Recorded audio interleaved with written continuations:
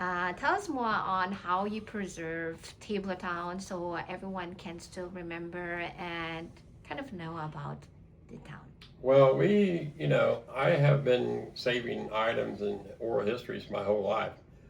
This was passed down to me, from the time I was 4 years old. I was given items I have in the museum when I was four. I still have these items. I don't remember the story, but something came over me that these were important.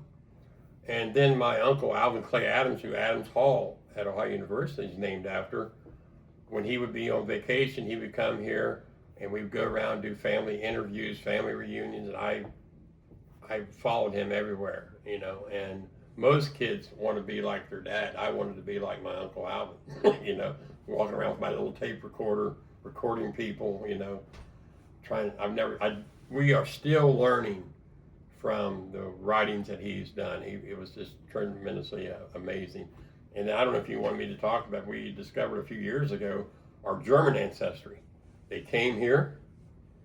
I went there. I've been there twice. We went there first, and they came here and they spoke at our church in Tablertown. And this story, Hans Peter Rosenberg had no idea.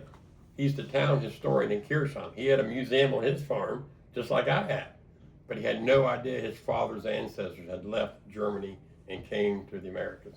But the last 3 years of his life, he poured himself into researching and introducing us to more and more family. So that's why this isn't just reaching Tablertown or even the United States. This is crossing the big pond, as they say.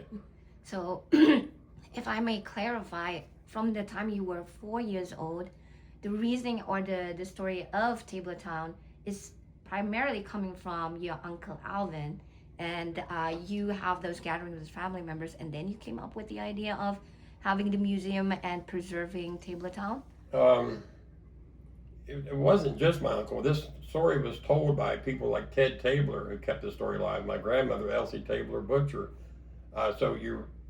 These are the people my uncle's interviewing. So this story, I'm in the interview when they're telling this. And what was the second part of that question? Yeah, I was just kind of like trying to get the silver lining when you tried it. So if I have in my story that you started in the 20s, actually you started it when you were 4 years old, and you came with your uncle to all these prominent people, and then get the story, and then you got inspired. 2003, I did an exhibit at the Kennedy Museum.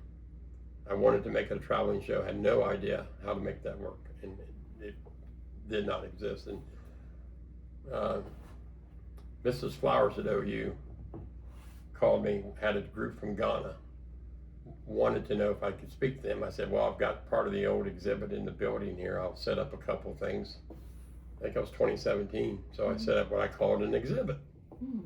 Nice. And then that exhibit, Dr. Nancy Stevens came from Ohio University, who's doing a museum complex above the ridges.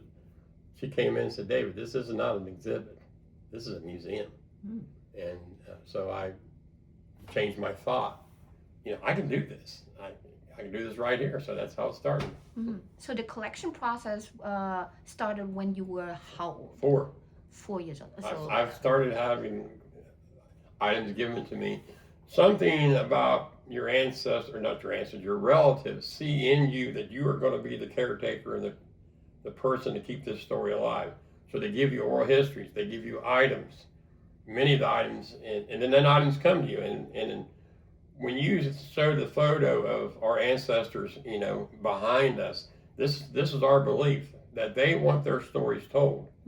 So not only do I find items, but items come to me. And there's no way, you can't make this stuff up about like the wooden leg kind of thing, that just. Can you remember the first item that you got and from who? Yeah, my great aunt, Nanny Tabler Butcher. She gave me her husband, Elias Butcher, was a World War I veteran, and she gave me his military shells. And I took them home as a kid, and I was playing Army. And my dad walks by, who was a World War II veteran, and says, your great uncle brought them back from World War I, and something clicked in my head that, my God, these must be important. I didn't even know Elias, but I knew my great aunt Nanny.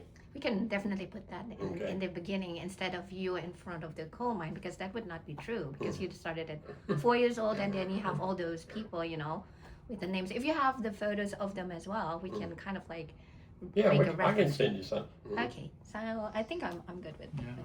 Thanks.